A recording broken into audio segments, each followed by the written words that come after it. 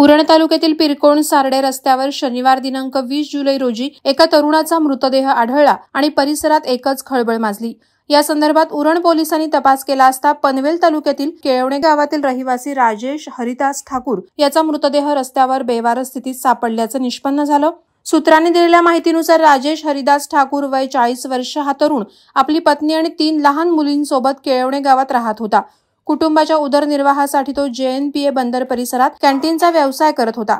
शनिवारी राजेश आपल्या घराकडे रात्री 8:45च्या सुमारास मोटरसायकलवरून निघाला होता। 9च्या सुमारास राजेशला त्याच्या पत्नीने फोन केला होता। त्यावेळी त्याने कोपरोली नाक्यावर सामान घेत असल्याचं आपल्या पत्नीला सांगितलं, परंतु बराच वेळ होऊनही राजेश घरी आला नसल्याने पत्नी चिंतेत पडली। तिने आपल्या नातेवाईकांना राजेश अद्याप घरी परतला नसल्याबाबत सांगितलं आणि शोधाशोध सुरू झाली। नातेवाईकांनी शोध घेतला असता राजेशची मोटरसायकल सारडे रस्त्यावर पडलेल्या अवस्थेत सापडली, तसंच सामान देखील पडलेल्या अवस्थेत आढळून आलं। त्याच ठिकाणी रस्त्याच्या कडेला राजेश बेवारस स्थितीत पडलेल्या अवस्थेत आढळून आला।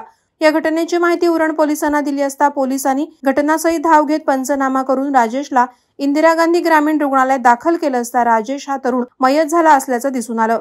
मात्र राजेश ठाकूरचा मृत्यू नेमका कशामुळे झाला या संदर्भात जनमानसात तर्कवितर्क लावण्यात येत आहेत। राजेश ठाकूरचा मृत्यू विषारी द्रव्यामुळे झाला का की या मृत्यूला आणखी काही धक्कादायक वळण मिळेल याबाबत उरण पोलीस प्रशासन तपास करत आहे।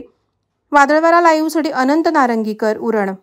नवी मुंबई व रायगड जिल्ह्यातील ताज्या बातम्या आणि घडामोडींसाठी सबस्क्राईब करा वादळवारा लाईव्ह चॅनल आणि दाबा बेल आयकॉन।